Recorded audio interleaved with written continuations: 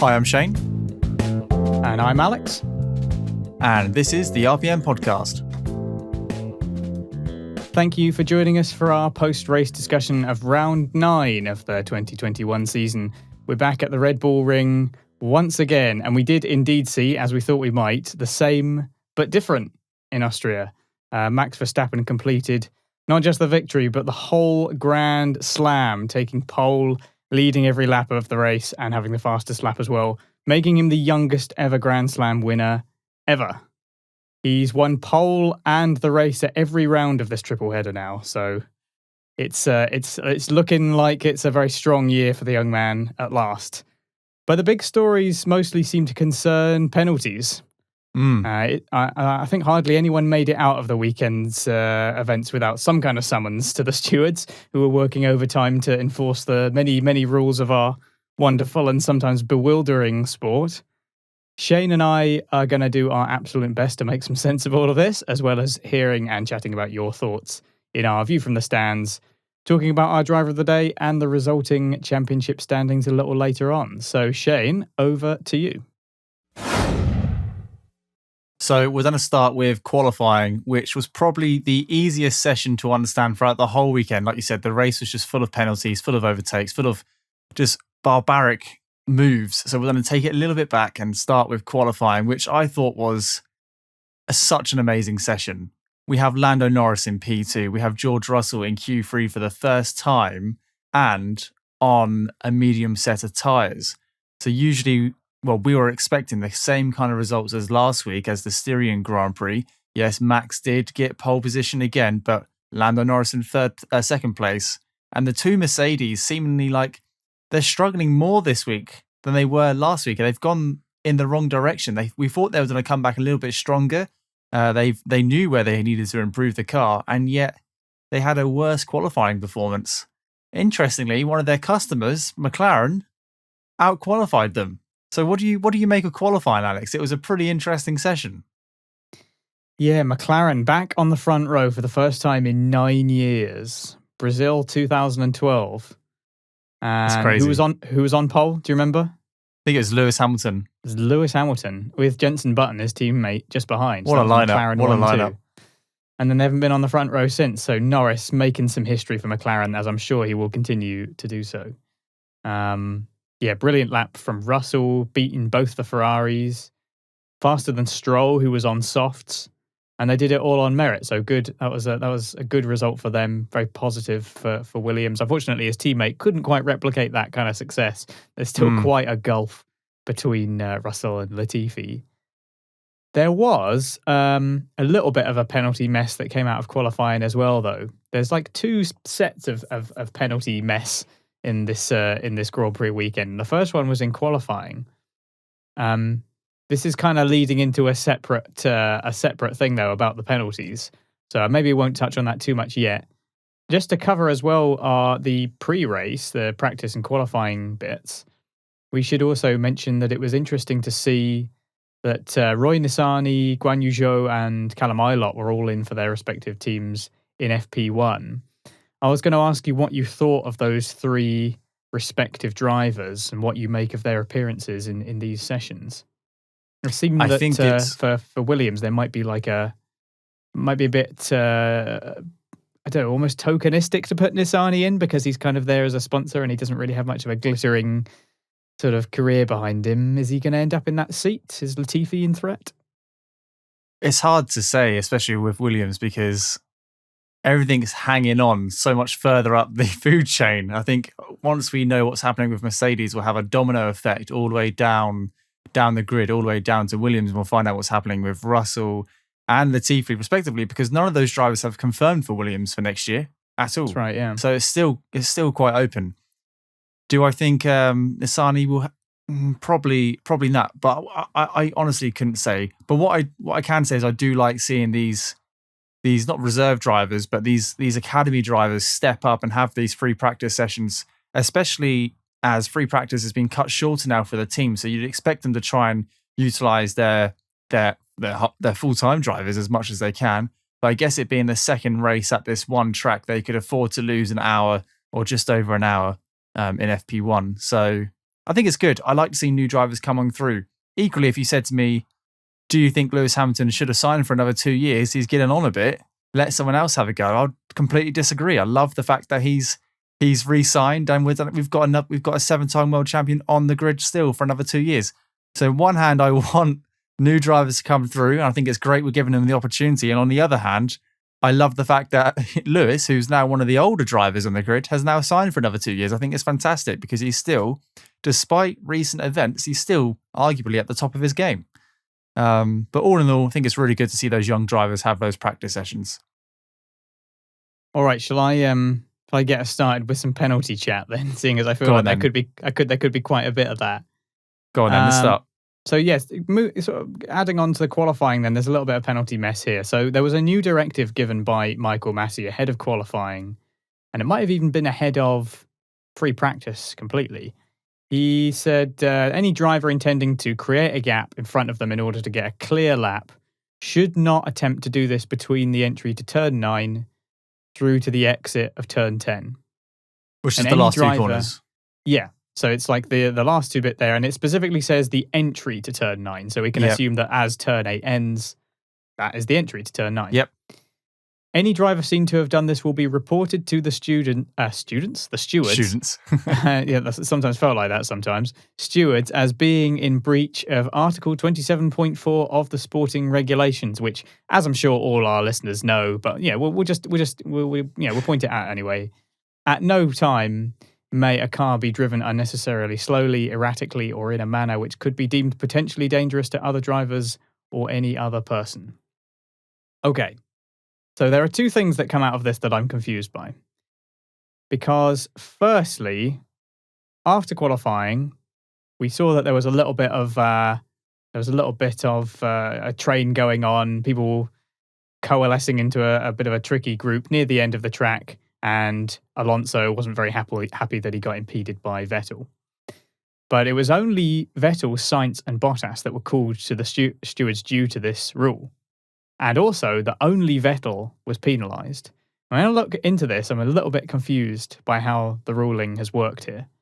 Because Vettel started his outlap ahead of a whole bunch of cars, but was overtaken by 6 or 7 other cars at least just before getting into turn 9, which I think we could consider the entry to turn 9, because it was after turn 8.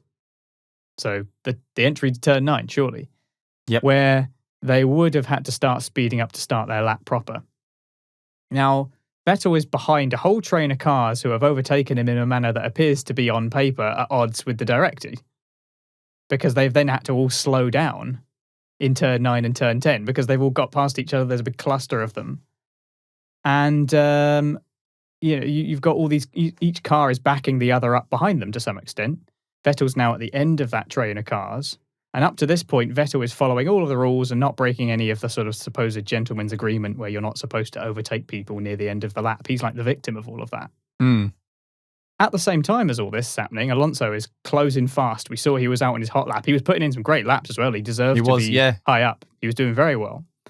And there's not long left until the checkered flag. And Vettel can only have a reasonable gap for his hot lap by accelerating properly by the time he gets to turn 10. By which point Fernando's caught up with him, and fortunately any kind of serious accident, is avoided.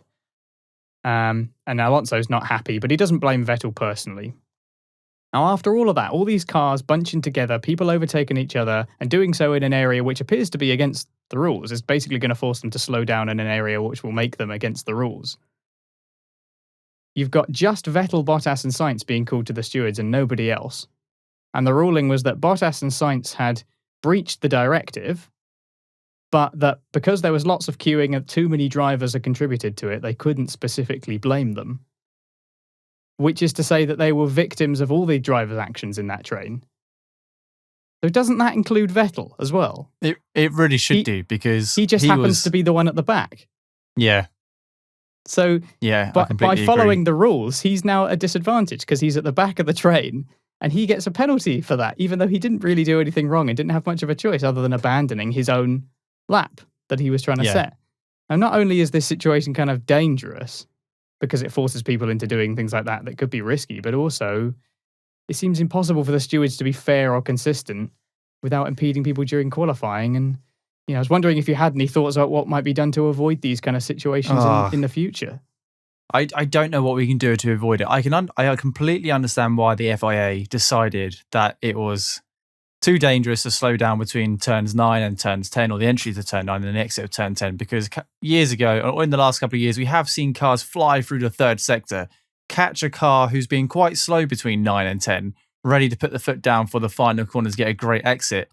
And we've seen cars run wide or had to take evasive action because there's been a car traveling reasonably slow around the final 2 corners just to try and create that gap. So I completely understand why the FIA have introduced this. And when I heard the rules through Sky Sports or on Twitter, I thought that's really good safety measure. I criticised the FIA quite a lot for not bringing out safety cars quick enough or making some indecisive decisions, but it was good to see that these rules were being put down. The problem is with Formula One is something which should be quite a simple rule. You put in the hands of teams who are fighting for hundreds of thousands of seconds on their lap, and all of a sudden, something which is quite simple gets made overcomplicated, and the rules are completely stretched, and people trip over each other.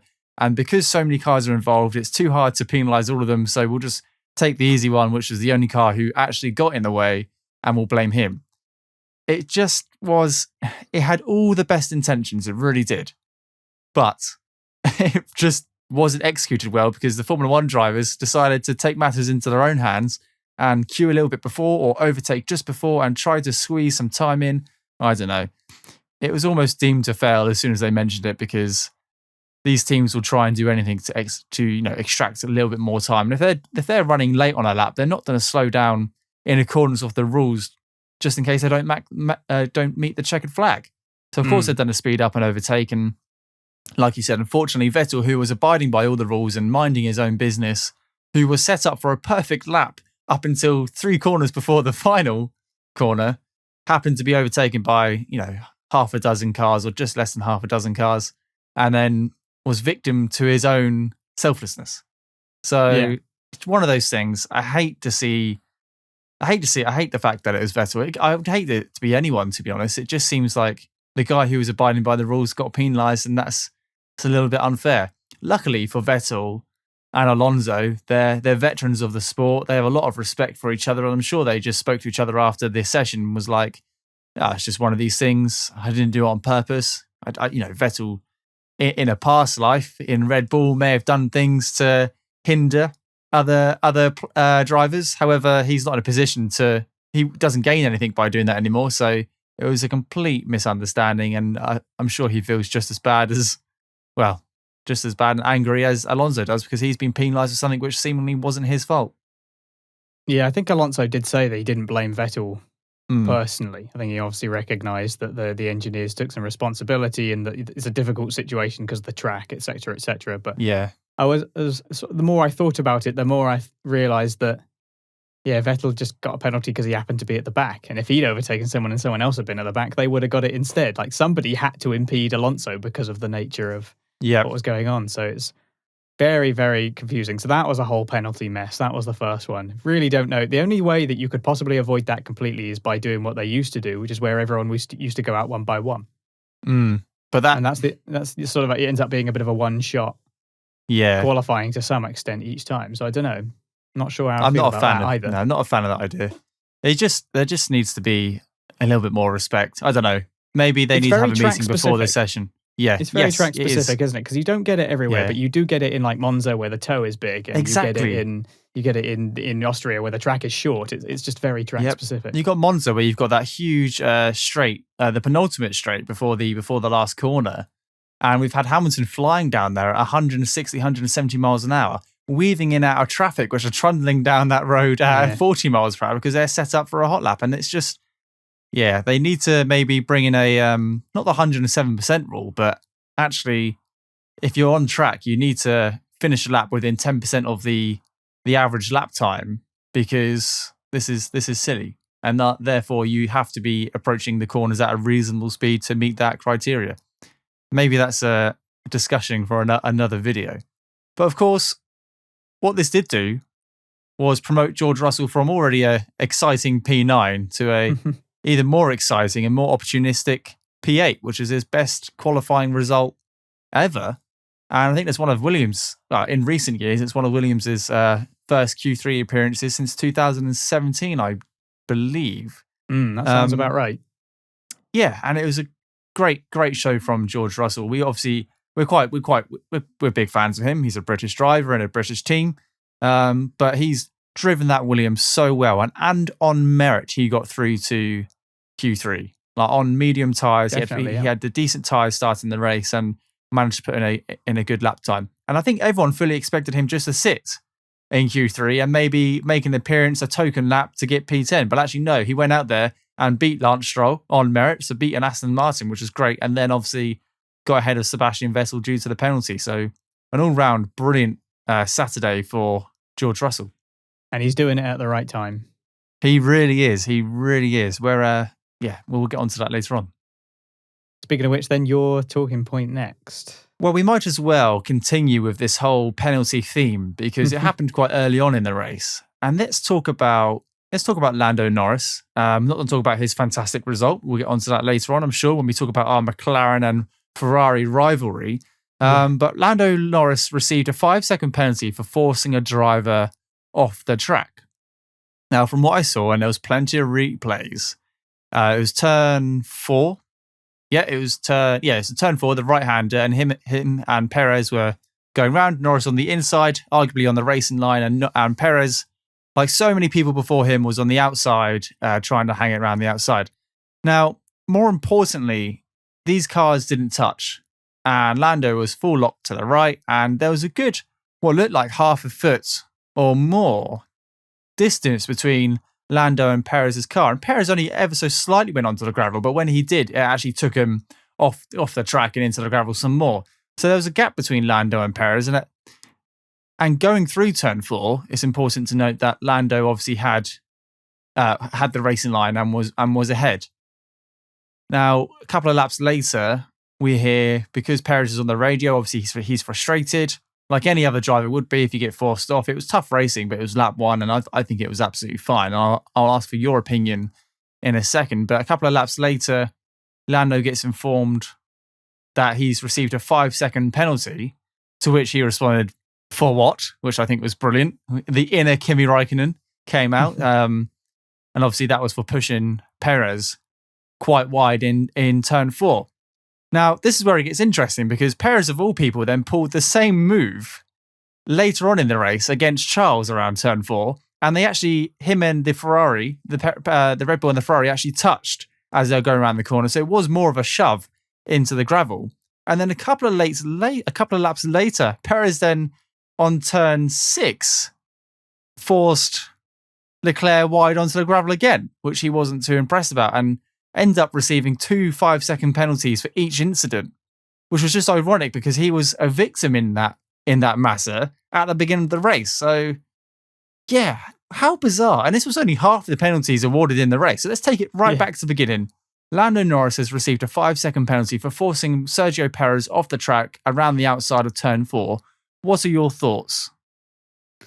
Wow.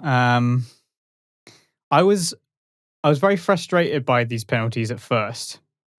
But on reflection, I don't feel super strongly about them. I just have a bit of a concern of the potential implications from deciding to steward Grand Prix in this way. Because historically, I don't think the stewards would have really given a second glance at such an incident. But now, in recent years, it's like things are different. They're changing the approach of stewarding. The outcome is taken into consideration more. Just going specifically incident by incident, because I think all three of these are subtly different. Mm-hmm. The first one is lap 4. That's when Perez is on the gravel. Firstly, he could clearly have been more patient because he has the speed and he brakes a little later into turn 4, but he's more or less side by side through the corner. He definitely holds on. The move looks like it's on. No contact is made, like you said. The cars are more or less alongside, though. This is kind of down to what we consider to be hard racing, really. It's like a fundamental... There isn't really an objective, this is definitely a penalty, yes or no here. It isn't really possible because it depends on your perspective of what constitutes good racing. Because the argument against these penalties is that Perez is the one taking the risk. He's the one making the move. Mm-hmm. It's downhill. You've got to consider the context. Like, it's downhill. It's a tricky corner. There's gravel right after the curb on the left-hand side. And everyone who comes out of that corner is going onto that curb to maintain speed, because the only other option would be for Norris to slow down in order to have more turn to the right. Yep. And to essentially give up the place. But that's not going to happen. It's hard to imagine any driver would do that when racing, because that's the antithesis of racing. If you're alongside, you expect both drivers to be making equal effort to take or maintain the position wherever they were at beforehand. Now, if Perez was ahead, it might be different. If Perez was more behind, it might be different. But when they're alongside like that, that's racing incident territory. That's my instinct, is to be like, that's racing incident territory, because they're evenly going to be fighting there. But Perez, being on the outside, knowing that it's downhill, knowing that it's the kind of corner that it is with the gravel, he's the one taking the risk. And so ultimately, he has to be able to be prepared to bear the consequences of that if it's not a risk that pays off. Very the true. regulations state that a time penalty is given when a driver is predominantly or wholly at fault for an incident. It's kind of hard to say that about Norris here. It's easy to say, well, he should have given him space, but I don't know. I'm not sure. I think it could be given either way. I'm really not sure what to say. I've watched it quite a few times. That's fine. I'm not sure. I want to further confuse you, and we'll get on to the next two incidents after this. But let's just take a step back to this time last week, where Charles Leclerc caused Gasly to have a rear puncture. Now, according to that article you just stated, he caused another vehicle to have an incident. He caused damage to another vehicle, which took him out of the race and got away with it. It wasn't even under investigation, and that was with contact. However, Norris and Perez didn't make contact. There was still tarmac in between the two cars. And like you said, Perez knew the risk. He put himself in that position, and it ended up in a 5-second penalty. If you ask me, those two incidents should be swapped. Charles should have got the penalty last week for causing another driver to have a puncture and debris on the track. There was physical contact, and this week it should have been left as a racing incident. So it's very difficult, whichever way you look at it. But I'd like to think the stewards are being consistent, and they have been in this race somewhat.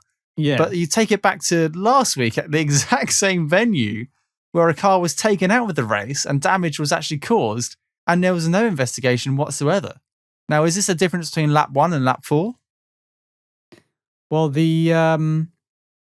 my concern with these kind of penalties is that there's a risk that it could sanitize the racing if you over enforce, because that like I say, that risk of being side by side and that they're just about and they could touch and what's going to happen, like, that is the thrill of racing. That's the exciting thing. Being right up against the line but not over it. That is hard racing. Now, obviously the disagreement is whether or not that is over the line for Norris, for him to squeeze in there side by side. It's very hard to say, isn't it? There was no contact. Yeah, this is my point. A bit confused about it. Like, I'm a bit ambivalent. I'm not sure. So in my eyes, to summarize it really quickly, at the risk that we may talk about this for the whole hour and a half, is that there was no contact between Norris and Perez. Therefore, it should not be a penalty. Perez drove off. He ran out of track, but at no point was he at risk of colliding with that McLaren, because there's still gaps in between him. When Perez and Leclerc were going at it, they were actually banging tyres into that turn. So they were both at fault. Leclerc cut off a lot more of the corner in his incident. He came in a lot tighter and kind of made contact inevitable, because if you look at his line, if he keeps going in a straight line, there's nowhere for Perez to go. But investigate that, because there was contact made. And then when Charles was pushed wide in turn 6, on the outside of turn 6, which didn't really do much for his race, because luckily after on turn 6 is a bit of a fast straight. You got the sharp, you got the long left coming up, not the long left, but the 90-degree left coming up afterwards. He could just come back onto the tarmac, no issue.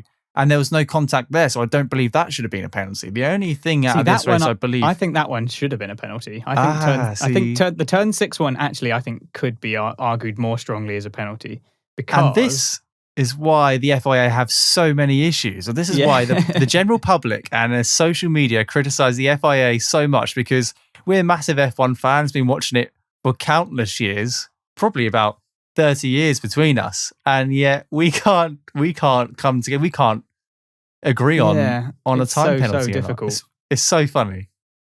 I think my opinion on the turn 6 one is that you can apply a lot. You can apply a lot of the same logic. Like you're attempting a risky overtake on the outside. You're going downhill, bumpy curve, gravel on the immediate right hand side.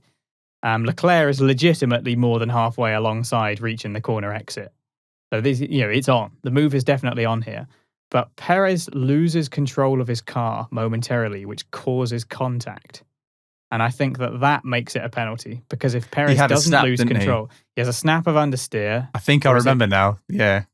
Either understeer or oversteer. I can't remember which way he goes. But he basically ends up correcting that, which causes him to slide slightly or move slightly to the right. That causes the contact. That pushes Leclerc off. That is a penalty because Perez lost control of his car.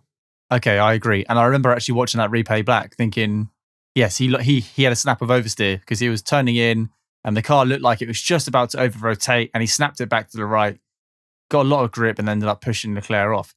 I do remember now. It was such a good race. There's so many incidents. It was hard to remember, but I can accept a penalty. Like I say, I think that it's the stewards trying to do a slightly different new way of stewarding, because in the past I really don't think that would have been looked at all. You think about some of the incidences that happened in the past. We've had far worse. Nothing happened. Like way worse than that's happened in Grand Prix racing, and it's a new way of doing it. And I don't mind that in principle, as long as it has some level of consistency to it. And there's reasonable justifications, whereas sometimes there's this... The reason given by the stewards for Norris's one was just he didn't leave him enough room. And that, to me, completely is facile. Like, that ignores all of the factors involved in such a movement. They're side by side. They have equal right to fight for that position. I don't think Norris should just slow down to let him go by, because that's not racing. So just to finish this little segment of penalty part 2... Remember when I said I didn't feel too strongly about it? You got me going now. You got me going. There are more penalties to talk about in this race, but just to finish off this one subject or collection of penalties, Lando Norris has actually received 2 penalty points for his move against Alexander Albon. Not Alexander Albon. Sorry, I'm getting flashbacks to last year. Against the Red Bull driver, Sergio Perez. Sorry, I just find it ironic that 2 Red Bull drivers have lost it in the same position time and time again. But he's actually received 2 penalty points, which puts him on 10 going into the British Grand Prix in 2 weeks' time. But actually, he loses 2 points between here and then in 2 weeks. So we'll put him on a net 8. But very harsh to award penalty points to a driver who actually didn't make contact with another driver or cause another incident.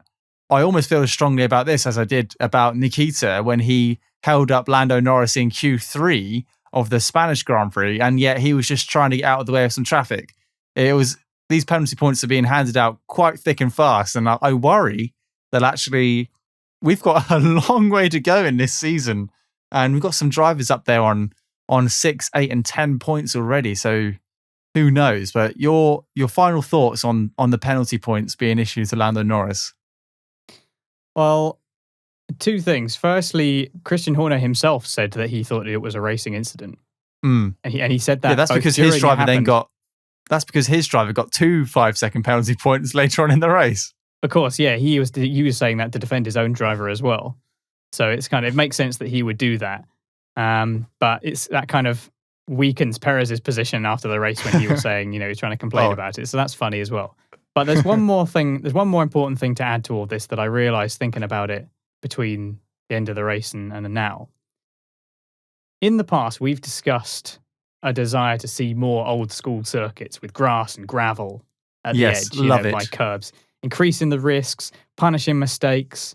And it was starting to feel like the calendar was piling up a little bit with runoff and big flat circuits with lots of extraneous colourful tarmac to gaze upon. But you get incidents like these, right, where it's all close and they're side by side and there's a bit of an incident and some argy-bargy, battling wheel to wheel, not playing it safe, taking big risks to gain the advantage. These kind of incidents are a potential argument against gravel traps like the one at Turn 4 in Spielberg, because if there were runoff there, instead we could have had that exciting wheel-to-wheel battle with a bit of argy-bargy, but Perez wouldn't have suffered quite so badly. And they could have even continued battling into 5 and 6 and onwards, right? We could have actually had more battling as a result of having runoff instead of gravelling. It's, a reminder that the calendar needs a healthy mix of track types at the very least, I think. Yeah.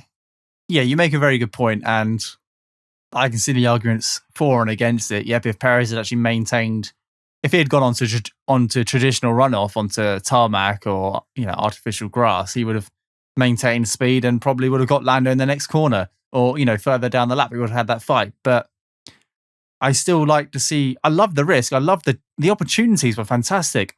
And every time a driver went around the outside, I thought, this is bold. This is bold. Is he going to pull it off, or is he going to back out? And we saw it later on in the race with George and Alonso. Alonso tried to go around the outside a couple of times, but more importantly, he noticed, or he realized that the overtake wasn't going to work, so he backed out of it because he didn't want to put himself in that position, and tried again at a later state in a later lap. So actually, it's just Norris did it too. Exactly. We just need drivers to realize actually the opportunity is there under very specific circumstances, and if you can pull it off, it'll be a worldy overtake. Don't get me wrong, but also I have a lot more respect for drivers trying to achieve it. Realize they're done a run out of room and end up in the gravel and then backing out, because it's racing. You'll have more chances to try again if you don't go into the gravel. I love the gravel traps. I really do. I think they're fantastic. Yes, yeah, I do think that they just add that certain risk, and I feel like my feelings on this can continue to evolve as we watch the racing. And my instinct is that we want people to be racing like this, and if we over police it, it becomes a little bit farcical. Like you say, we saw people complete this move. We saw people back out of this move. We saw people take different lines instead of just trying to throw it around the outside, because they know that that's the risky move. That's the big ticket move. And if it pays off, it's amazing. But if it doesn't, you've got to be prepared to accept the consequences of it. But also, we've seen this move go wrong at the same track, in the same car last year and the year or the year before. So drivers going into this race would probably thought, you know what, this move doesn't really pan out that well 9 times out of 10. I've really got to be careful. And Perez was just a little bit too, heavy on his right foot. He was in a much faster car. Give it another lap on the start finish straight. Yeah, on the start finish straight with a bit of DRS, he would have absolutely flown past Lando or into turn 3, because apparently that little kink in the track is turn 2 for whatever reason. But he would have got straight past Lando in a nice, secure, safe manner. But no, he went for the move. He was greedy, whereas other drivers didn't and backed out. And that's why they didn't end up in the gravel when he did. Yeah, it's a difficult one. I'm sure people will be debating about this sort of thing as we go on. I think the stewards are going to try and stick by this sort of stuff, and don't quite know how I feel about it yet. I'm a little bit concerned about its implications. On edge. But we'll see. Yeah, we'll see going forward. It certainly makes it dramatic and interesting. It certainly does. Let us know what you think. What's your thoughts on these penalties? Do you like the way it's being enforced? Do you want to see more enforcement, less enforcement?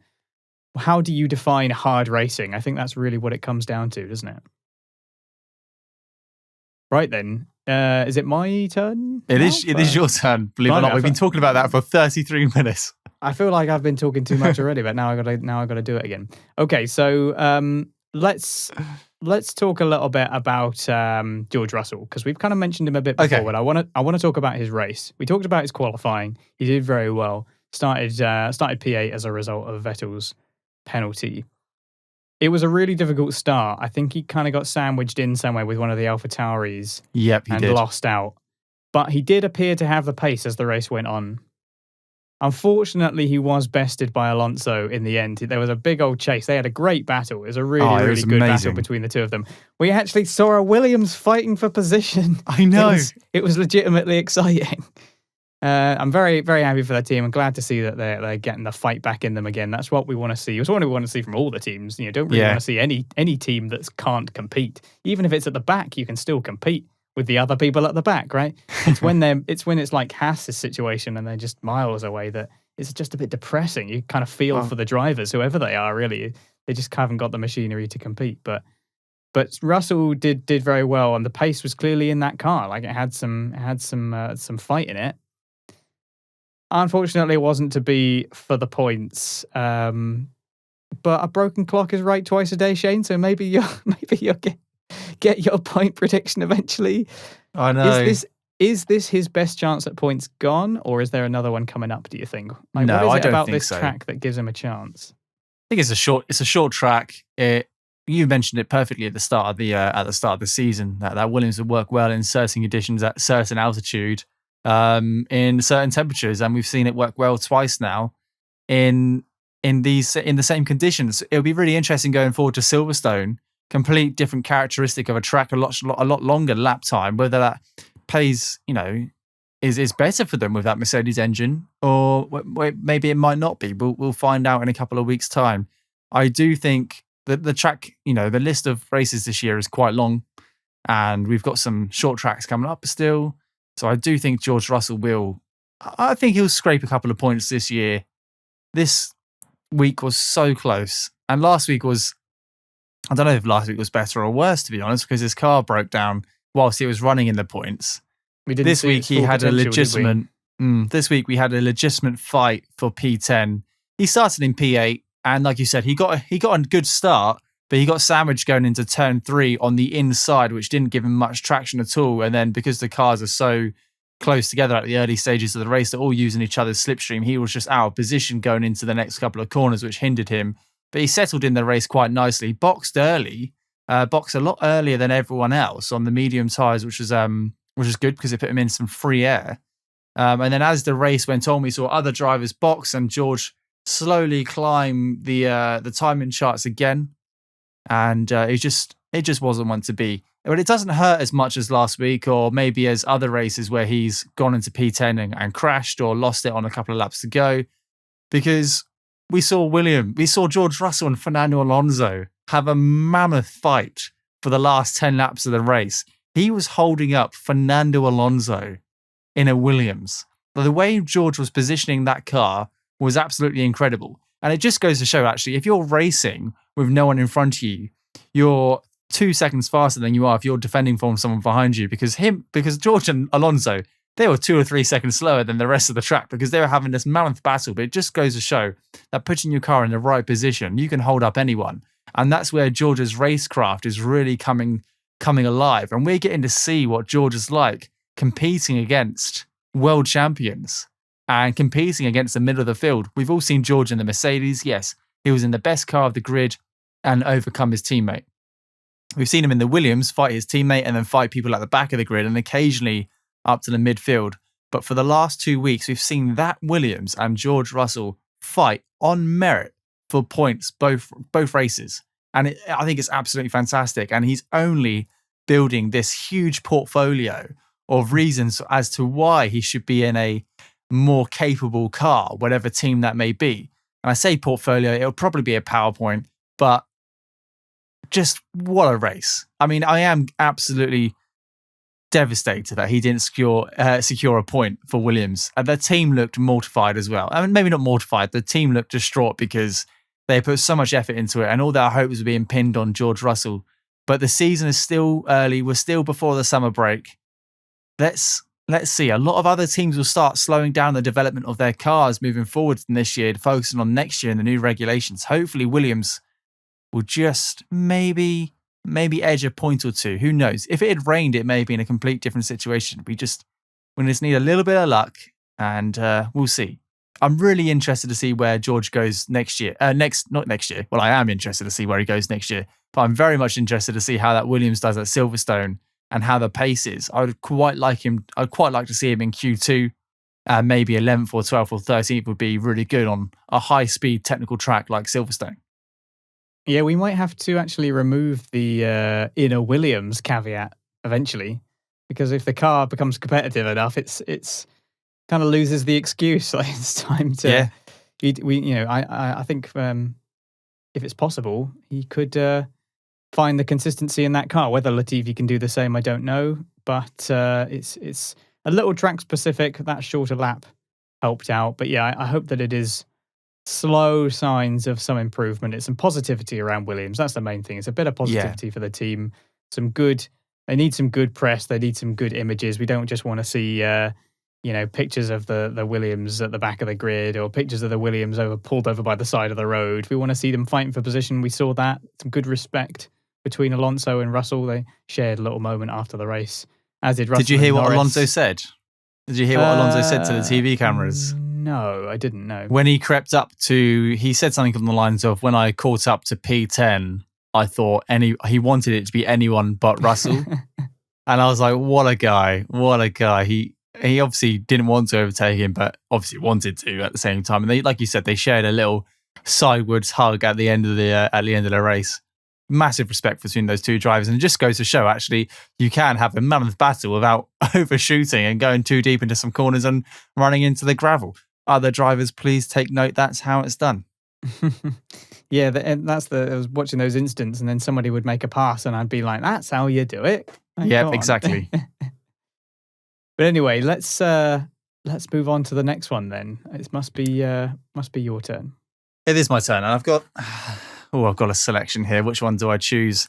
Let's tackle Mercedes, and more interestingly, that, as you alluded to at the start of this podcast, and thank you ever so much for mentioning that it is round 9 out of a possible 23 races this year, and Mercedes have introduced team orders before the summer break between their drivers. Admittedly, they were quickly reversed. Don't get me wrong. However, They thought about it, or they instigated it. They put it on. They put it down, and at points it was, well, let's just take it back. So I think Hamilton's in P2 and Bottas is in P3, with Lando Norris chasing both of them in P4, a couple of seconds behind.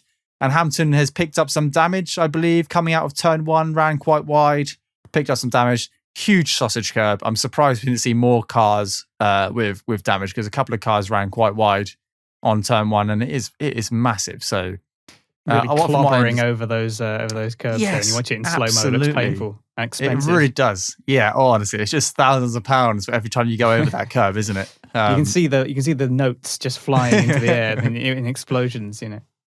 There we go. Yeah, exactly. So Lewis had issues, so he was a little bit slower.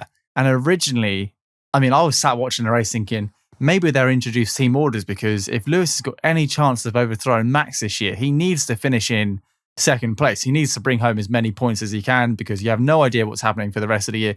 This could be a random 2 or 3 races for Max and how well he's done. It could be back to Mercedes next week, or it could be that this is the start of Red Bull dominance and Lewis has got to secure, or Mercedes have got to secure, every single point going forward with their preferred driver, or their driver with the most points at the moment. So as much as I didn't want it to happen, when it came on the radio that Lewis was in P2 and Bottas was to hold position, a bit of me was really surprised that it's race 9 and we've already got these team orders, but it also makes perfect sense. And Bottas, I'm not sure if we just didn't hear anything on the radio, but there was no response. There was no okay, there was no yep, sure thing, or no, I'm not going to do this. It was just silent. Only for a couple of laps later, it was, you're now free to race Lewis, when I think they established that Lewis couldn't maintain that speed and tried boxing to go for fastest lap. But that's the whole talking point was about Mercedes and how they're still struggling, and team orders. So I do apologize. I kind of chucked 2 into one. So can I have your thoughts on team orders and specifically with Mercedes? Yeah, the decision for Mercedes was, do we want to finish potentially P2 and P3, or do we try and hold station and you might end up P3 and P4? So they made the right decision in the end. The big surprise is that we've got Lewis, it's James, yes. Not a Valtteri, it's James. Mm-hmm. They said they were going to hold position now, or they were not. I think the exact words from the engineer were, "We're not racing him for now. We're going to look into it." So they were sort of exploring the options, and it was the right decision, really, strategically, because they needed to get the most points. Hamilton obviously couldn't hold it. Norris was really on the charge. It seemed pretty possible that he could have taken both of them. Kind of took his pace for granted in the race, really. We might talk more about Norris later, but he was really, really flying. He was looking very, very confident. He could have taken both of them. I think that Bottas should get his due here overall, because he had a really good result. He had quite an underrated result in many ways. It's his best result of the season so far.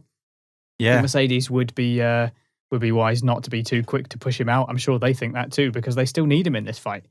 They still need him to get those points. They might stand a chance of getting the constructors if Perez, falls behind that too often, and ends up in a similar situation that Albon was in, for example. Maybe not that bad, but if there's just one too many incidents where he doesn't score enough points and Bottas can be more consistent, there's still that constructors up for grabs. So they still need to make those kind of decisions. It's the logical strategic decision from Mercedes. So it's maybe not the ultimate racing decision, but you can't fault them for maximizing their points when Max Verstappen is beating you that hard. It was a waltz to victory for Max Verstappen today. Yeah, I completely agree. It was the right decision to make. It just shocked me how early on in the season we've heard the hold position team order, and I think that just opens up a can of worms for the rest of the season. How often are we going to see that? Especially if both cars are in good health without any damage, and we've got the potential for a great fight going into Silverstone. Are we going to see, with 10 laps to go, Valtteri, hold position, don't fight Lewis, finish in P2 and P3 or P1 and P2 because we've got to maximize those points? Very interesting, and I think it's going to make the season a little bit more spicy. This is where the politics of F1 really come into play, and if you're a huge fan like we are, it does make it even more enjoyable when you get to feel the dynamics of the team, and then you get to see the outcry of social media, and then the politically correct statement over the press conferences. It's all going to get a little bit juicy going forward, especially for Mercedes, a team who wanted to come into this weekend. They knew they were slower than Red Bull because we've obviously raced this track already this year. They thought they had they thought they would have improved a little bit. Toto said we've made some improvements, but nothing huge, because for those of you who don't know, it's been a triple header, and they've just basically been mobile at Austria now for 2 weeks, or just over 2 weeks. So it's not like they can ship things back home and bring in new parts. They are a mobile F1 team, and they've set up almost like a little factory in Austria. So that's where their base of operations really were for the 2 weeks, with very limited resources. But Mercedes seemed to struggle even more this week than they did last week, and strategy, they really couldn't do much with it. What's your thoughts? Is this something we're going to see going into Silverstone? What's your gut feeling going into Silverstone? Do you think Mercedes is going to be second best? Is that Honda power unit really going to triumph over the Mercedes? Are we going to see Max win Silverstone with all the British fans there? What's going to happen, Alex? Again, I've misplayed my crystal ball, so I'll just have to do it without it for now. What happened last time when we were at Silverstone? Max was definitely on the chart. He was looking pretty good, and then there was obviously the tyre blowouts at the first one, because we had that was it. Didn't Lewis finish on we had the 100th Grand Prix? Oh no, sorry, the 1000th Grand Prix. Yeah.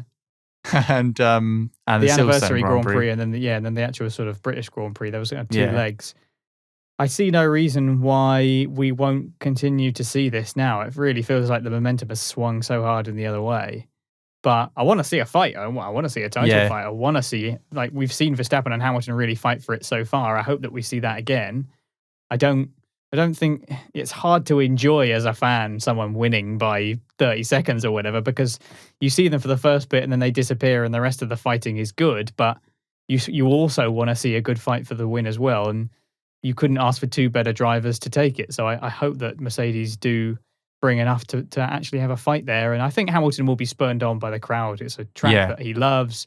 There's going to be pressure, but I think Hamilton deals. He's better under that kind of pressure. He actually performs better in those situations. Yep. So I don't think that you can ever discount Lewis Hamilton or Mercedes in these kind of situations. It's a track he's been very successful at in the past. And like you said, he always seems to bring the most of that Mercedes, especially at Silverstone, to, in front of the home crowd. He really wants to put on a show. It would be so not gassing for the British fans who couldn't attend last year due to COVID, and they've got max capacity this year following all the put in place regulations by the government, to turn up to Silverstone to see Max Verstappen win by 30 seconds instead of Lewis winning on 3 tyres like he did last year. It'd be criminal. Could be an either way, upset. Could be Lando Norris first victory. you at the never British know. Grand Prix, you know.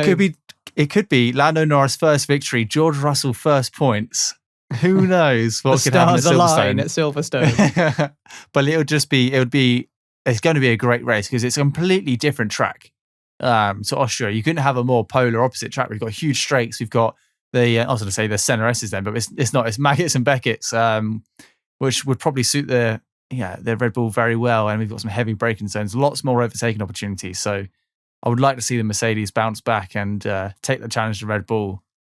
I'm sure Red Bull would also like Mercedes to take the challenge to them because they got no TV coverage this week. They got no TV coverage at all with Max. He led on lap 1, and then I think we saw him box for new tyres, and then he led the whole race.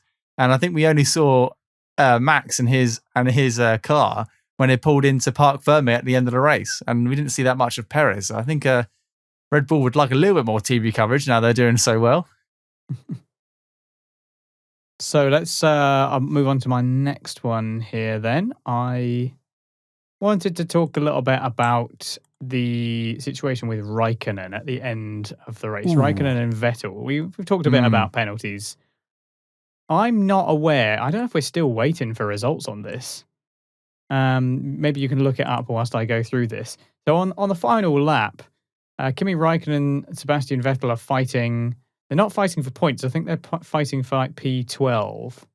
Yep. Going through turn 4, turn 5. Vettel's on the inside, and Raikkonen is turning slightly to the right, going through the corner. And with Vettel alongside and slightly ahead of him, he just keeps turning right. It's almost like he doesn't see Vettel right there in front of him, and just turns right into him and takes Vettel onto the gravel. It's a big mess. Really bizarre incident. I don't understand how this has happened. There's more than enough space for Kimi to just hold his line slightly more to the left. Surely this has got to be penalty points. It's completely avoidable, dangerous. Don't even understand how it happened. It's really, really bizarre incident for someone of Raikkonen's experience.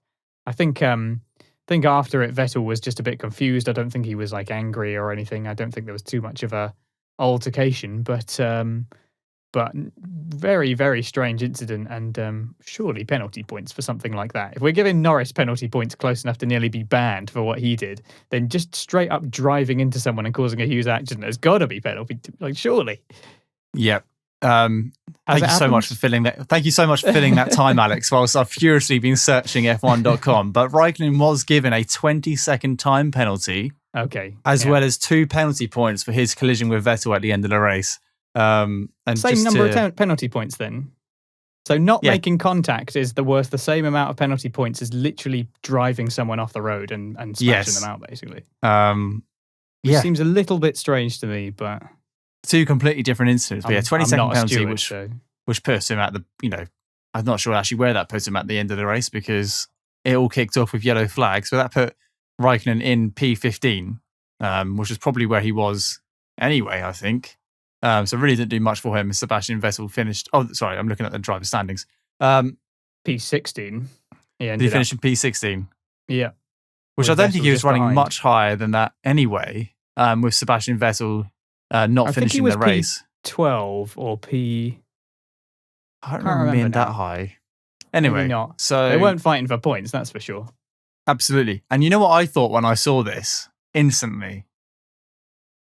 It was a perfect carbon copy of any crash I've had on the F1 2020 game, where you get your front tire tangled with the car in front of you, and they just both ping off to the left-hand side. Whoop. I'm fairly sure we've done it numerous times. But yeah, what a bizarre incident. And it wasn't like he had clipped his wing against Vettel's tire and he just slightly misjudged it. He had locked tires with the Aston Martin. They both came careering off the track into the gravel, narrowly avoiding the barrier, which was great because otherwise I think the race would have finished under safety car. Well, they probably should have finished under safety car, really. It was looking double at yellows, the incident. It was double yellows. But yeah, just completely bizarre, very uncharacteristic. And 2 penalty points. It just doesn't seem like enough for causing such a... I understand, yeah. How that on really one is hand a serious accident, isn't it? Yeah. How on one hand can you have Lando Norris not making contact with another driver and there was space in between them for Perez to stay on the track? 2 penalty points. And on the other hand, you've got Kimi Räikkönen making a really dangerous move and taking out 2 cars out of the Grand Prix. And that's the same amount of penalty points. And then you've got Nikita Mazepin back in Spain, who accidentally impeded someone because there was 5 cars in front of him. Again, 2 penalty points. It's very strange how all this adds up and how all these incidents are comparable because they're not. They're not similar in any way at all, but they all result in the same punishment. And Charles Leclerc driving Hamilton off in Monza and literally pushing him off the race when he was making multiple moves to defend his line when you're only supposed to do it once. That's a black and white flag. No points. Yeah. Unbelievable. And if you're Charles Leclerc and you drive into Gasly on lap 1, no points. You don't even get investigated. It just didn't happen. It didn't happen. Never mind points. He's one lucky lad, that Leclerc. I wonder how much politics plays into it, because in Monza, they you could tell they didn't want to give him a penalty at Monza because he's in a Ferrari and he's leading the race, and if you give him a penalty, he won't win, and it'll be at Monza, and there'll be a riot. Yeah, so you do wonder how much that must play into it, because I don't know. Leclerc must have some dirt on some of the students. I keep saying that, students, stewards. But yeah, it's a funny old business, and the penalty points sometimes feel like they don't quite add up. Well, there's been a few handed out this year already, and we're only just over a third of the way through. So with 20, well, not with 20, with like 14 races to go, I'm sure there'll be more handed out, and even some maybe resulting in a race ban. Because like I mentioned earlier, there's a couple of drivers quite high up on that list with 8 or more penalty points, and it's only 12 in a 12-month rolling period for a race ban, which in a season which is so close at the moment, all the way up and down the grid, would really crucify some teams. But yeah, crazy stuff. I think it's my turn, isn't it? I've got 2 more. I'm going to give you the option to pick between these. We're going to talk about McLaren and Ferrari and their respective teammates, or Yuki Tsunoda receiving 2 5-second penalties for the same incident. Which one would you like to talk about? We can talk about Yuki Tsunoda. That's the one. You always say Tsunoda. I need to print out a little. I need to stick it up on don't know. Yeah, put it on the ceiling or something. Yeah. Okay. Well, we'll talk about Yuki then. Let's talk about Yuki Tsunoda. Yes. I think he received 2. He did receive 2 5-second penalties. One for going, was it into the pit lane and crossing the white line, and then one for driving out of the pit lane and crossing the white line, or was it both for doing exactly the same thing? Both were on entry. Both of them are on entry. Blimey. And this guy doesn't make his life any easier. So he had a great qualifying session. I think he qualified in P7. Let's have a quick look. He had a good qualifying. Yeah, he qualified in P7. Absolutely fantastic. Only 7/10 off pole, which is tremendous given that Max Verstappen absolutely flew by everyone. And then just gave it all up. Admittedly, making one mistake going into the pit lane, which was quite marginal. I don't know if you saw the replay. It was only his left tyre which was over as he went into the pit lane. And then he received it, and he would have been told over the radio, you've received a 5-second penalty for crossing the white line as you entered the pit. Only to do it 20 or 30 laps later in the exact same place. I know he's a rookie, and we give rookies a little bit of leeway, but come on. That's ridiculous. Yeah, that's definitely a literal rookie error. I'm sure that but twice. They'll be having words. He's caused a few problems for them already, hasn't he? It always seems to be something not quite going right with that Red Bull Driver Academy, and he's clearly got speed. He's clearly got a lot of potential, but it's little things like that, like you say, it just threw it all away as a result of doing something like that. And that's really basic stuff, like speeding in the pit lane. I think Stroll got a penalty for doing that, didn't he? That was one of the other penalties. It's just basic things like that. You're just throwing away. You're just throwing away positions. So once is a terrible mistake. Twice is embarrassing. Twice is they're gonna, there'll be some kind of like a penalty for him behind the scenes, perhaps. I wonder how they do react to things like that. Do they just, maybe they don't do anything and they just say if we penalise him behind the scenes in some form, that will just negatively impact his performance? Or Do you think they try and what kind of disciplinary action do you take when you do something like that? I think it would just be, I don't know if it's like official disciplinary action, but it might just be Stern a talking sit to. down and go, look, you're a rookie. There's certain things you will struggle with this year, and that's picking up how to drive the car and, having good race pace. But there's certain things you can avoid, and that's crossing the white line when you go into the pit lane. And you've been doing it through all the junior formulas. So why can't you achieve the same damn thing in this formula? And why have you done it twice? It might be a stop messing about and actually concentrate on what you're doing kind of situation. Look how lucky you are to drive this car. And there's many people who want to do it in your place. So you've really got to knuckle down and stop, causing silly little penalties. Yeah, a little bit more concentration, vigilance behind the wheel. Should we move on to McLaren and Ferrari then? Let's move on to McLaren and Ferrari. And we'll start off with McLaren, who've undoubtedly had one of their, such a fantastic race for them. Admittedly, in qualifying, I was torn like I was last week with Lando in P2, start of the grid, and Daniel Ricciardo just in P13. I don't know how much I need to talk about this because we covered it quite extensively last week, but we also mentioned how maybe this week he might be able to improve on P13, and he just didn't. And what hurts more is in a post-qualifying discussion, he said he felt the lap was really good up until he heard that he was P13 and out of Q2. And I was like, I just don't know where to go with that. He was almost a second off Lando Norris. So Lando Norris was a 103.7 and Daniel Ricciardo was a 104.7. So there's just under a second difference between those two drivers. And just want to quickly reiterate that last year I was absolutely crucifying Latifi and Alex Albon and other drivers who are, half a second or 0.6 down on their teammate. But for a second, it's something's not right with Daniel Ricciardo and qualifying. And it seems to be limited to qualifying because he's had a fantastic race. If he was 0.2 quicker, he would have finished in P6 in front of Sergio Perez. He would have made up, a handful of positions, and his race pace was great. He had all this encouragement over the radio, and he gained loads of positions. So for McLaren as a week, Lando Norris in P3 and Daniel Ricciardo in P7, great haul of points. And you've got Charles Leclerc in P8, and I can't even find where Carlos Sainz in P5. So McLaren come out on top this week. Seems to have swung in their direction again. Is this you think it's the type of track which has put it in their favour, or do you reckon, do you think it'll be a little bit more closer in Silverstone? Right now, I think I'll be happy as long as Ricciardo just keeps putting it in the points. I think maybe we need to expect a slightly slower crawl back into confidence.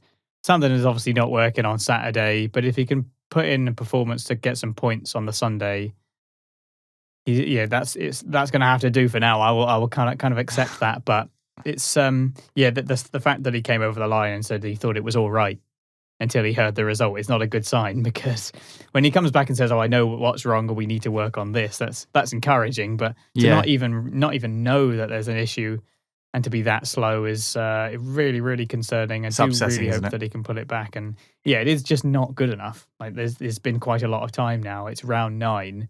The first handful of races, you can expect a bit of trouble, as we saw with a lot of the drivers. Now Ricciardo's really struggling, and he's just so far off his teammate. It doesn't feel right. It feels wrong. We're not talking about some rookie here. We're talking about Daniel Ricciardo. Yeah. So I just don't quite understand it. I'm sure he is equally frustrated, but he got it in the point, started P13, ended P7. Still happy with that. He looked racy. He made some great moves. Wish he would have just held off Sainz at the end, but it wasn't to be. Fair play to Carlos Sainz, who also had a really, really good race. He did make it happen in the end. He had the pace. He was there was team orders as well with Ferrari, wasn't they? They let Sainz go past Leclerc. Again, probably a smart move, because obviously that's what got Sainz to get past Norris in the end. So they made the right call and helped themselves out point-wise. But with Lando Norris on the podium, it's still advantage McLaren. Yeah, I think team orders from Ferrari wasn't a surprise. And actually, that hurt less with Ferrari than it did with Mercedes, because actually theirs was strategic during the race to try and catch a driver. It wasn't with the championship in mind over 23 races. And it paid off because Carlos had huge amount of pace and he very quickly closed down Sergio Perez, which then allowed him to get the position over Sergio after that 10-second penalty. Just so the margins between Daniel Ricciardo finishing P6 and P7 was so tight. It was like 0.3 of a second. Like you said, I really wish he'd held on for a little bit longer because P6 would have been a huge result, would have been fantastic for him. Bearing in mind at the start of the Grand Prix, Zach Brown was asked, where realistically do you want your drivers to finish? And he said, a podium's a lot to ask for. We've qualified really well, but there's some fast cars on the track. P5 and P6 would be nice. So actually, for Daniel to almost get P6 is exactly where we want him to be. But doesn't it just spur you on? And I get a little bit excited now talking about Daniel Ricciardo because we know what he's capable of. If he had qualified in P9 or P8 and still had as good as a race as he did with the race pace, we're looking at top 5. With Lando, we're looking at such a strong pairing, and they would both consistently, the McLaren would then consistently be better than that Ferrari. And I just hope that in a couple of races' time or after the summer break, that Ricciardo is able to find that little bit of extra confidence, because I guess that's what it is in qualifying. Yeah, I think as well that Lando is giving what I was asking for last week. We talked about Lando and how he could. I felt like he didn't quite fight enough for the position. I didn't really get a vibe from the team that they did great qualifying and that they were going to capitalize it in that, we're going to go for it. We're going to fight. Now, what they say and what they do might be two different things, because we always heard from Mercedes, for example, Red Bull are getting faster and, we need to watch out for them. And then they win by like 40 seconds or something. Yeah. 5 years later, it came true. It's not just, maybe they were just predicting a bit further ahead than everyone realized. But it seems that McLaren have inherited a little bit more than just the Mercedes engine from them. They've just decided to take some of their trademark modesty as well, which isn't a bad thing. Sometimes it throws people off a bit, but they did fight this time, and I was really glad to see that. Norris really, got his elbows out and held on for those positions a long time. Held on for P2 for a very decent amount of time. Obviously, the whole incident with the penalties and that notwithstanding. Very, very positive. It's Lando. Just I can't really say any more good things about him. Really, to still be scoring every single race, to get another podium, it's just absolutely incredible driving. It's difficult not to like the guy. Really, I obviously I have a certain bias on this, but it's just very difficult not to love and respect the guy. Really, I think your bias is shared across the whole country. He's already a McLaren legend. Yeah, and the whole motorsport family as a whole. We all enjoy seeing what Lando can do because he got huge cheers on 5 years ago. Yes, he did, and that was so nice to hear. Like it really was, and I can't wait if he puts in a performance like that in Silverstone. Imagine if he got on the podium in Silverstone. Oh, the smiles on my face. Sorry for all you audio listeners, but I've got such a grin on my face again. There's a timestamp it and look on YouTube of how much I'm grinning. But imagine if Lando Norris got on the podium in Silverstone. That would be incredible. Ah, the chills. The chills. We can dream. We can dream. Okay, now it's time for our View from the Stands segment where we hear from you, hear your thoughts, your questions and comments, and we have a little discussion. Had a few people get in contact this week. Thanks very much. Good to hear from you.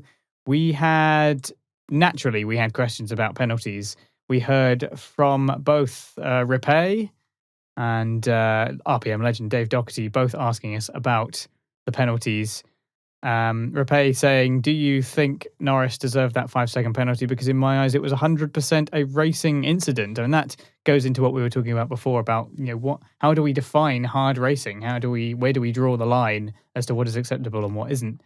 And Dave Doherty saying congratulations to Lando, and also asking our thoughts on that penalty.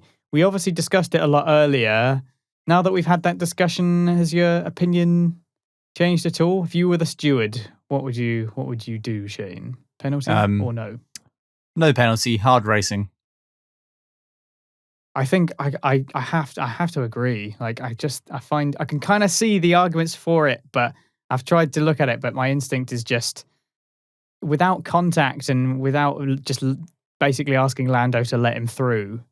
That to me is just the antithesis of good racing. So I think I'd call it a racing incident. But the turn 6 one with Perez and Leclerc, I think, is a little more arguable. Well, thank you very much, Dave. Yeah, thanks very much for getting in touch. Both of those, good to hear from you. The next one is from Daniel Fergie, 25, and he has asked, what are your thoughts on the incident on lap 1 between Schumacher, Ocon, and Giovinazzi? Should someone be blamed for it, or is it counted as a racing incident in your opinion? It's actually something we've not covered in this podcast because there's been so much other drama to talk about. But cut a long story short, Ocon got sandwiched between two cars and lost his front right tyre, or the front right suspension failure, which knocked his tyre into into an off position. I think it was definitely a racing incident. There was 3 cars going into turn 3, and Ocon just got sandwiched. It was completely unfortunate, and it seemed to be the lightest bits of contact, and his tyre just came off, which was just not great considering he's been on the back of some not too great races. He really hasn't shown what he can do in that Alpine this year so far. And I think it's just a shame that he was out of this race before it even began. Yeah, very unfortunate for Ocon. It's just been 2 weeks to forget for the guy. It really has. It's not been able to put it together in qualifying, not been able to make anything happen in the race. I'm sure he's very frustrated. I feel sorry for him because Alonso is really starting to pick it up now. And I quite like Esteban Ocon. I think he's got a lot of potential as a driver, but he's certainly not been showing any of that at the Red Bull Ring. As for the thoughts on the incident itself, yeah, it's a good question. Again, I think it is an unfortunate racing incident, really. He's stuck between those 2 cars. But again, if you're going to start looking at whether or not people should give more space and give more room in these close racing situations, especially lap 1, yes, Giovinazzi had a little bit of room to his right, but he's surrounded by cars. It's the first lap. Are we really going to penalise people post hoc because of the outcome? I'm not really sure what the implications are for racing as a whole. So you were really gutted for Ocon. It's a real shame, but when you get involved and you put yourself amongst a pack of cars like that, that's the sort of thing that can happen. Those are the risks of racing. If we're not prepared to take risks like that, then don't bother showing up. Don't even turn up at the track because that's what you're there to do otherwise.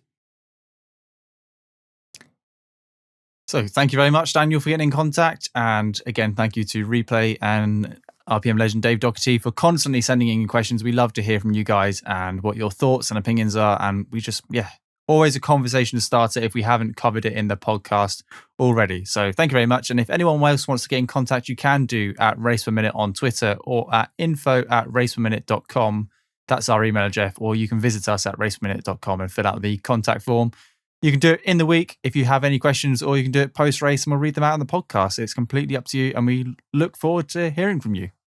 And they don't just have to be about the race either. You could ask about sort of historical stuff or any kind of question you like about F1, and deep cuts and controversial questions, kind of welcomed. We want to discuss all that stuff, really. So by all means, get in touch. Yeah, absolutely. Right, moving on to driver of the day and championship standings. Oh, it's an interesting one this week. There's lots of drivers who've done very well and only a few drivers who haven't done as well. Obviously, the fan vote was for our man in orange, not Max Verstappen, but Lando Norris, who finished in P3 this week. He got the decisive vote. I think it was like 38% of the votes, which was absolutely incredible. And I can see why. Stellar performance all weekend. It's interesting, the term driver of the day, because it should be based on Sunday as a whole. And if you look at Lando's performance on Sunday, actually he's lost a position. Now, to be in that position, he's done an incredible job, don't get me wrong. But on Sunday, he has lost a position. So I really think driver of the day is more like a driver of the weekend sometimes, because I can see why Lando got the fan vote, because he's done an incredible job this weekend. But putting that aside, Alex, who have you got as driver of the day? I am going to go for a repeat of last week and give it to Sainz. Okay. Because, again, he had great pace. Overall was absolutely a match for his teammate. Charles Leclerc is not an easy teammate to have, I'm sure. He's a great qualifier. He's one of the best wheel-to-wheel racers, really intelligent. We saw, Leclerc did particularly well as well. He's very, very smart at at going for the switchback, and he knows exactly where to put his cars. I've noticed Leclerc tries to sort of intimidate people with the way that he approaches cars. He was getting close to Ricciardo at one point, I think, and was like deliberately getting really close up behind him. It looked like a very clever attempt. But Sainz has been more than a match for all of this, and he does it in a way that is quite understated. He just has raw pace. He kept it out of trouble. He was able to gain places through the pit stop phase by just having strong pace, good in lap, good out lap. Had a bit of he managed to get an undercut in as well, managed his tyres really well. And yeah, another understated but no less deserving points finish ending up in P5. Obviously managed to get past Ricciardo in the end.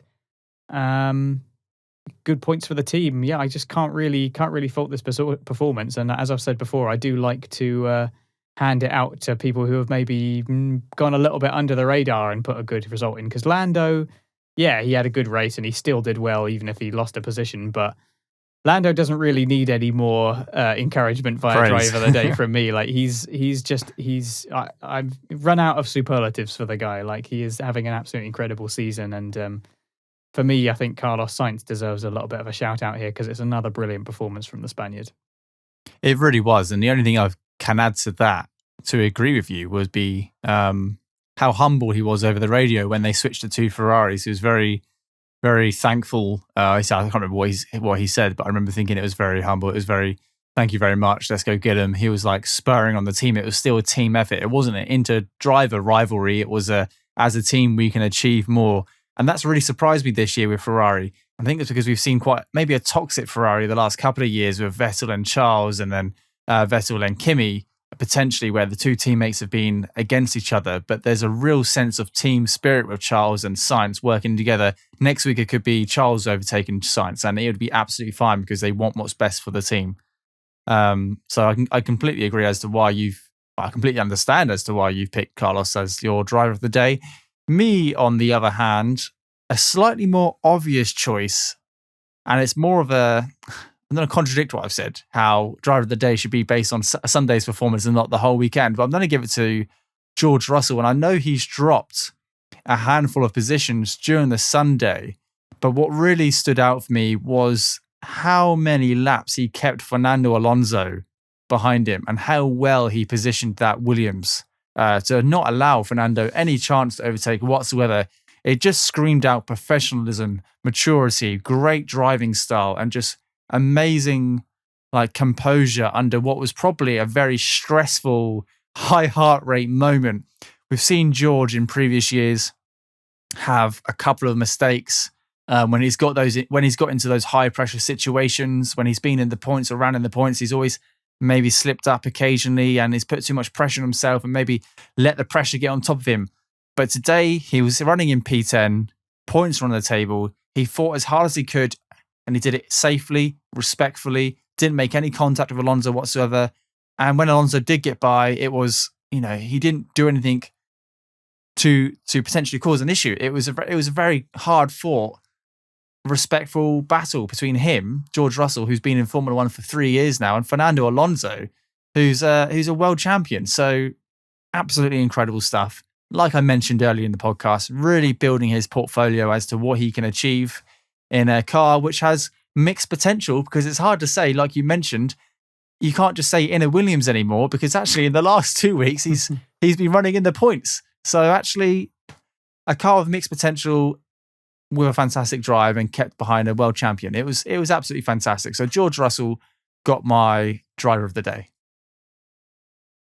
Yeah, I think Russell got called to the stewards, or maybe got a penalty point. I can't remember. Maybe he didn't get any points, but he got done for moving under braking, I think. He was definitely under investigation, wasn't he? I don't know if he actually got anything in the end. He was under investigation. Don't think he did. But otherwise, yeah, he did very, very well, and it was just great to see the Williams fighting. It was just refreshing to see that happen. So, and right now it feels like he is making that happen, because the car has got a little bit of potential and is no longer the basket case that it was, but it is his quality and like you said, professionalism that is making that happen. Right, so moving on to the championship standings, and we'll start with the 2021 driver standings at the top of the grid. We've got Max Verstappen with 182 points in first position. most importantly now, a full race win ahead of Lewis Hamilton, who's on 150 points. So he's 32 points ahead of Lewis Hamilton, which I mentioned last week in the podcast when we went through the driver standings, that later on in the year, when reliability really comes into play, having this race win in the bag will allow them to take a huge penalty points, potentially replacing the majority of their car and still being able to fight for the championship with a little bit more cushion. Whereas now Mercedes are going to really struggle later on in the year with reliability because they've already got that deficit they've allowed to build up. Sergio Perez is in third place with 104 points, with Lando Norris in fourth place with 101 points.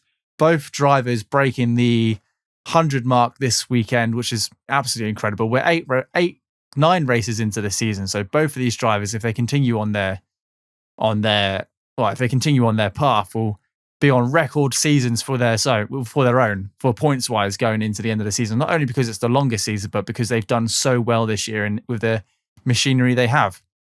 Valtteri Bottas following closely behind in fifth place with 92 positions, and then you've got both Ferraris, Charles Leclerc and Carlos Sainz, very tight, probably the closest teammates on the grid with 62 and 60 points respectively. Daniel Ricciardo with Russell 40 and Latifi points. are pretty close as well. They are indeed very close, like the Haas drivers as well, pairs, yeah, and the Alfa Romeo pairs. And the Alfa Romeo. Okay, I'll take it back. For those who have got points, they're very close. Daniel Ricciardo, rightly or wrongly, is in P8 with 40 points. I mentioned last week, hopefully we'll see him jump a couple of places, moving up towards the top of the grid later on in the year. Who knows? Pierre Gasly with 39 points. Feels like he should have a lot more as well. Really does with the car he's got. And then Sebastian Vettel rounding up the top 10 with 30 points. Yeah, then we've got another sort of world champion slowly finding their feet in their car. It was a good weekend overall for Fernando Alonso, who's in P11 with 20 points. Lance Stroll, it also feels like he should be a bit higher as well. Sometimes he really does have a surprising amount of pace, manages his tyres well, and then it was not Aston Martin's weekend. They really, really were messed up by it was because they got into. Did they get into Q3 or was it Q2? I'm trying to remember what happened with Aston Martin. They both got into Q3, didn't they? Yeah, they did. And that kind of felt like that hurt them a bit because they used the softs to get in and then had to have this 2-stop strategy, and they went backwards the whole race. And so neither of them scoring, and that's where he's ended up. Ocon obviously was sadly out, 12 points, now overtaken by his teammates and needs to get a little bit more consistency. Tsunoda, again, just 9 points for Tsunoda in 14th. That car has got so much oomph behind it. It's no slouch. It feels like it's probably the 4th best car. And yet both him and Gasly not even in like the top 7, top 8, you know? Yeah, consistency. Tsunoda down in 14th. Raikkonen and Giovinazzi both 1 point, and Russell, Schumacher, Mazepin and Latifi bring up the bottom, each yet to score.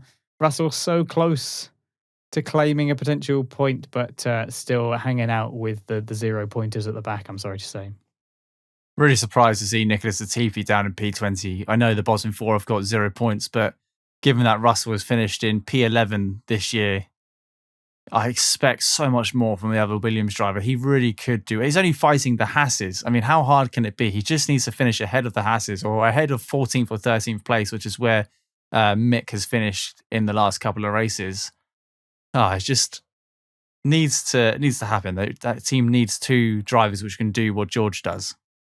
Moving on to the teams, we'll go through the constructors standings, starting from the top. Red Bull Racing, 286 points, with Mercedes behind them with 242. 44 points.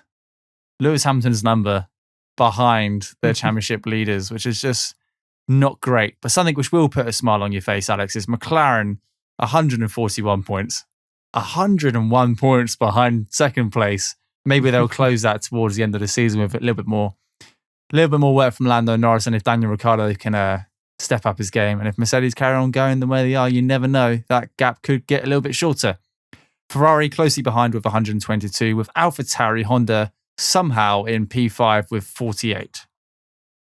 Aston Martin close behind with 44. That's a nice little fight between those two for P5 in the championship. If only it was a little more direct on track. Sometimes it feels like it's going by with happenstance rather than because they're really fighting for it directly.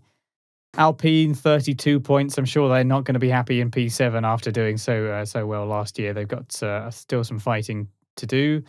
Alfa Romeo scraping by with 2, and Williams now, they do still have that P9. That's something at least, but it feels like Alfa Romeo is a possible target for them. They really should be aiming for P8, and I hope that they can put in a bit of fight for it.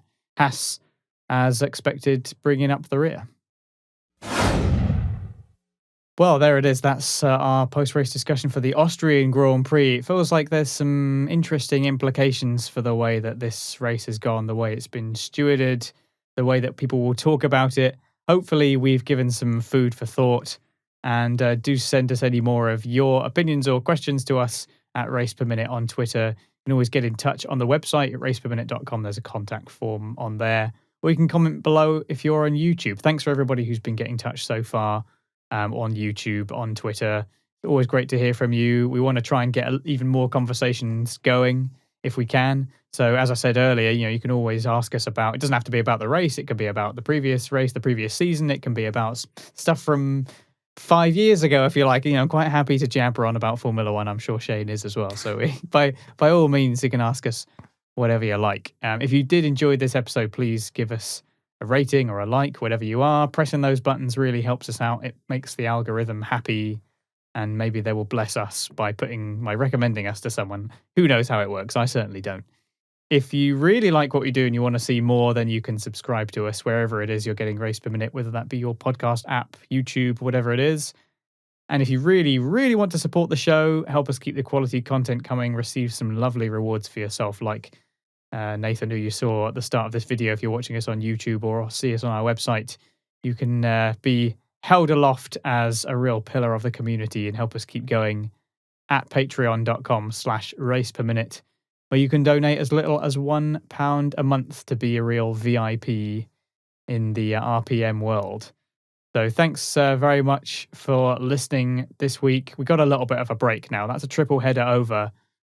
Oh, I feel a little bit sort of drained myself. I don't feel ashamed to say that I do kind of need a break. I do kind of need a week off from racing. But it's the British Grand Prix coming up in 2 weeks. What can you say about that? That probably hasn't already been said. It's the British Grand Prix. Can't wait. It could be. Just wish I was Hopefully, there. Yeah, exactly. Maybe next year, but who knows? Maybe a little bit of rain will be involved. It is the British summer after all, so you can't discount it whatsoever. Yeah, we don't really have a climate in this country. We just have weather. That's why we like to talk about it so much, because you can't rely on it at all. So you have to talk to people about the weather in order to aggregate everyone's opinions and feel like when it rains, and if somebody told you that it might do, you can feel like, You've accomplished said it was something. going to rain. Looks like it might rain. We need it. Well done, everyone. Great conversation. Talking about the weather. Classically British. It's an art form. Talking about the weather. Can you make it more interesting than it really is? Always trying to improve. But thanks very much for listening to the episode, and we will see you very soon. If not for the British Grand Prix in 2 weeks, then maybe before. See you then.